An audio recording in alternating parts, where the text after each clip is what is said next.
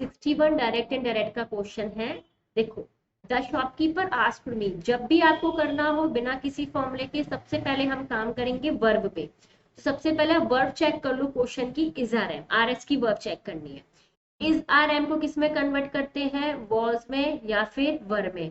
इन चारों में पहले वो ऑप्शन देख लो जहां या तो वॉज आना चाहिए या फिर वर आना चाहिए। देखो ऑप्शन नंबर ए में है, ये हो सकता है।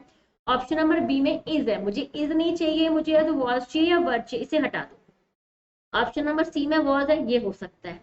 और ऑप्शन नंबर डी में देखो इज है, इसे भी हटा दो, क्योंकि मुझे वॉज वर चाहिए, इज आर एम नहीं चाहिए। तो राइट आंसर ए होगा या फिर सी होगा।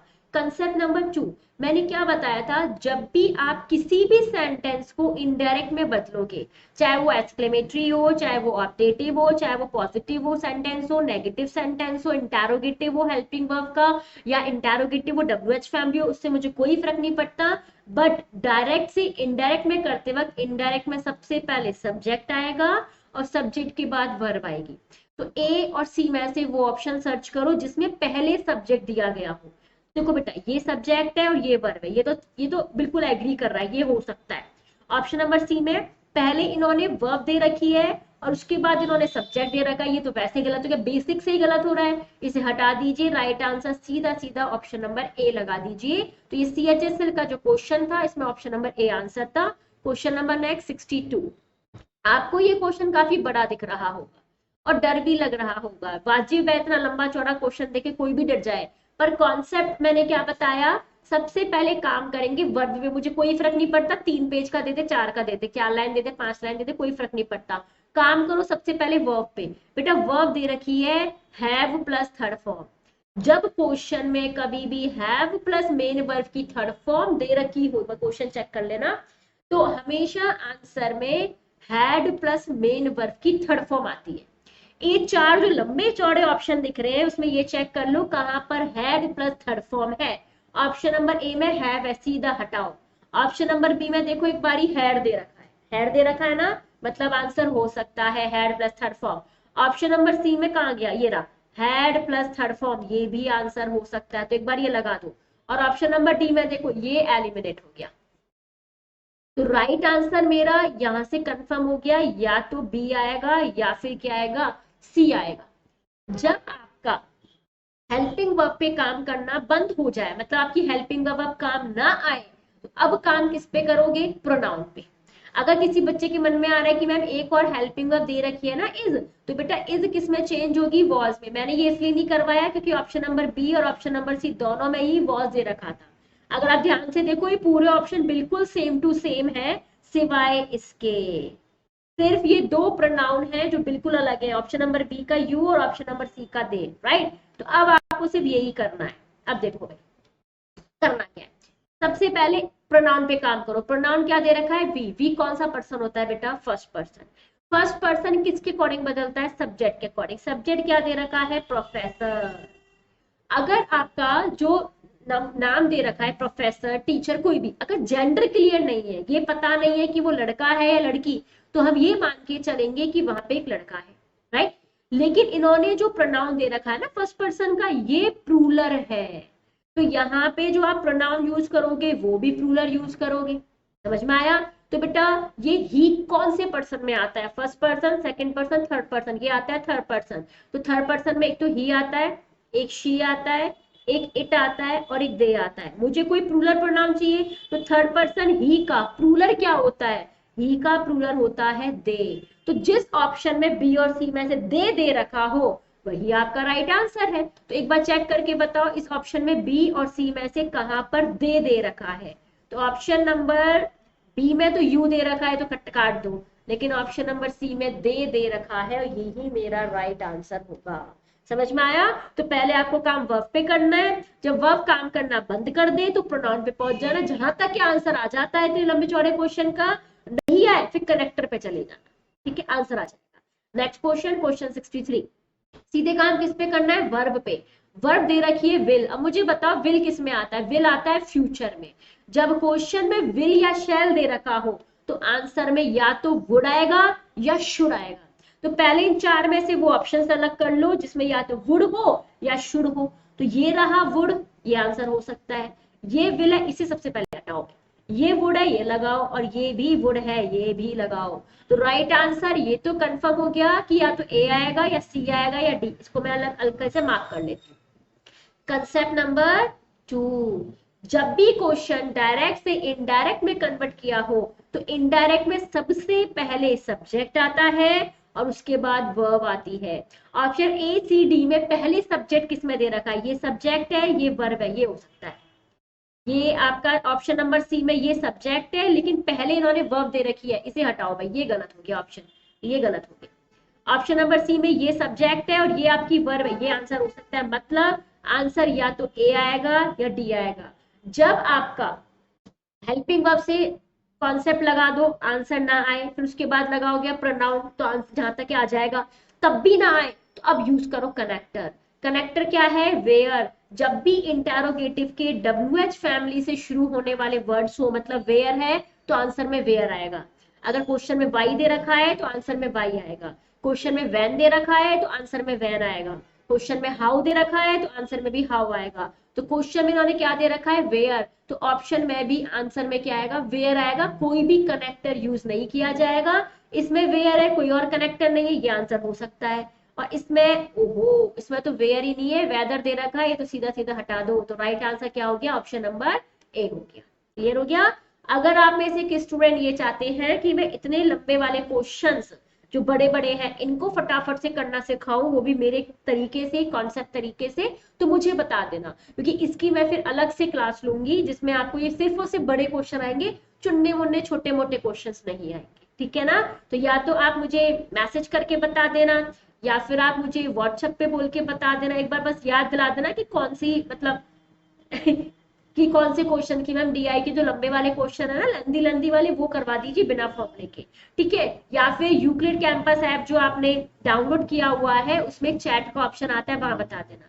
और जो बच्चा टेस्ट दे रहा है वो बैच के ऑप्शन पे जाके टेस्ट दे देना भाई।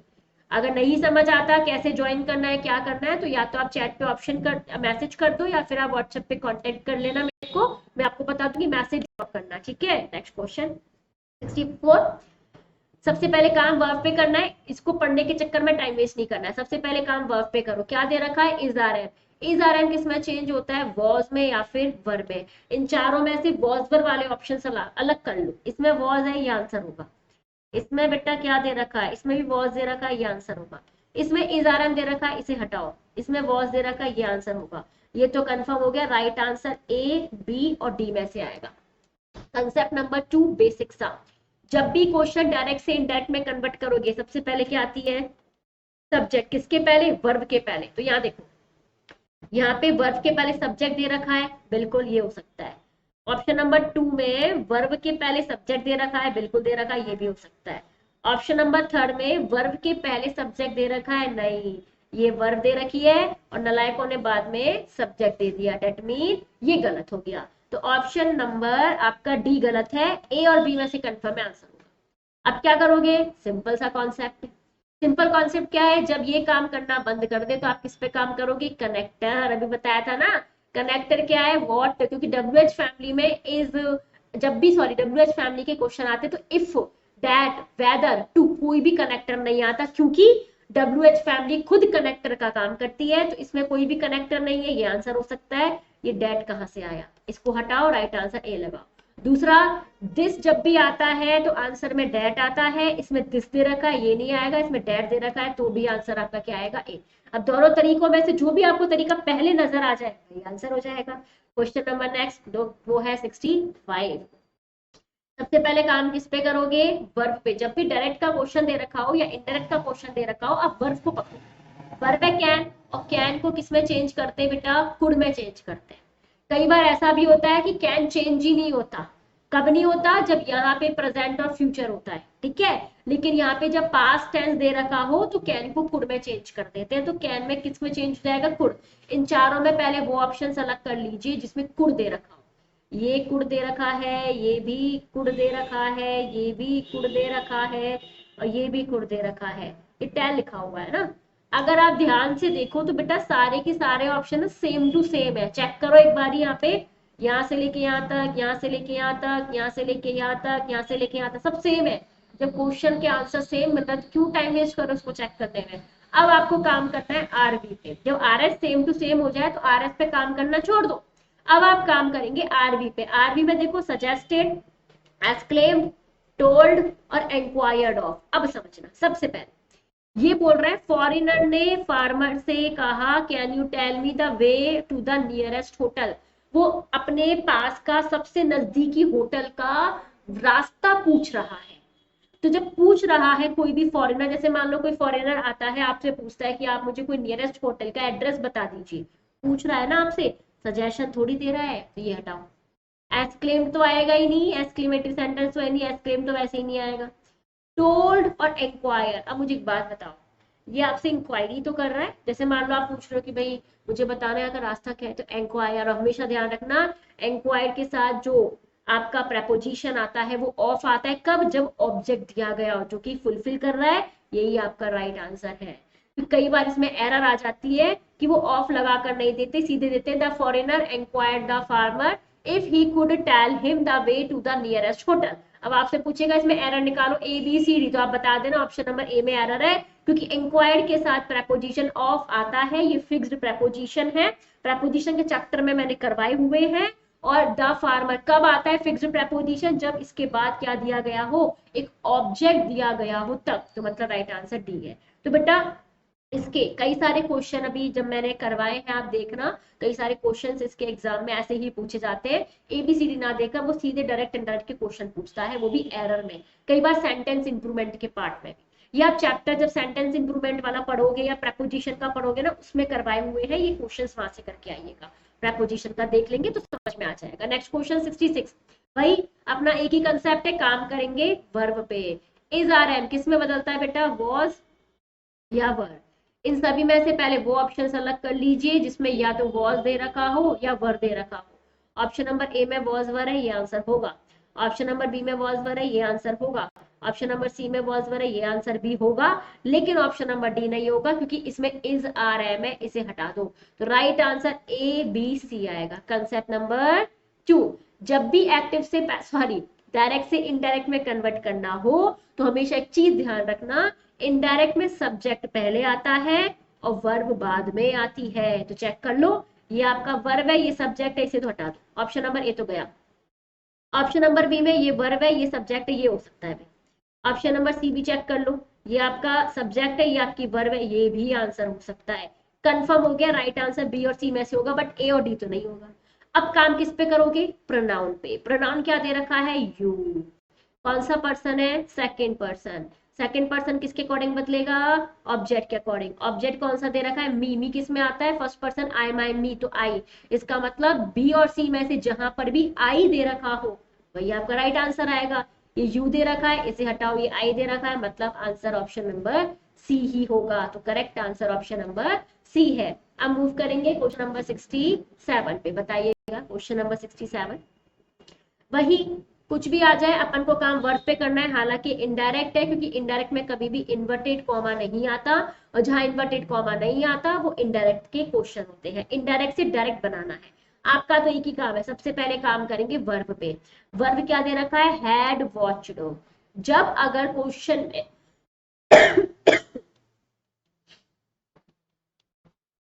डिड प्लस वर्ब की फर्स्ट फॉर्म दे रखी हो तो आंसर में हैड प्लस मेन वर्ब की थर्ड फॉर्म आती है।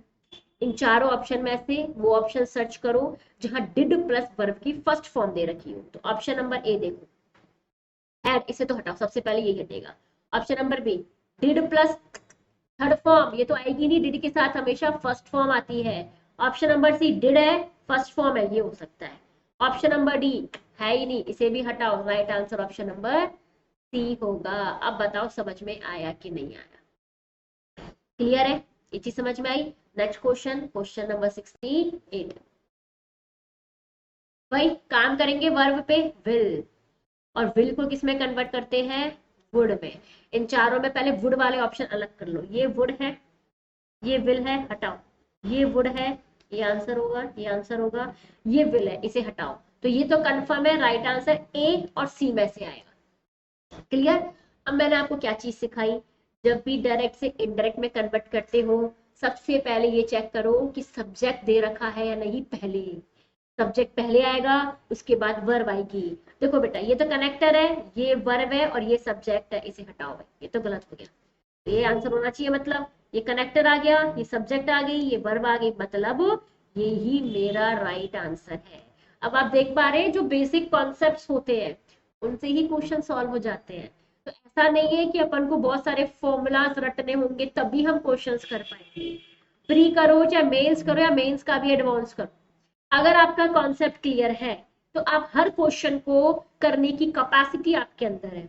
लेकिन अगर आप फॉर्मूलाज में घुसते हैं तो बेटा जैसे जैसे स्टैंडर्ड बढ़ेगा, जैसे जैसे लेवल बढ़ेगा, फिर आपको वो रटना पड़ेगा, क्योंकि फॉर्मूलाज हमेशा इंग्लिश को भयानक बनाते हैं, हमेशा डराते हैं।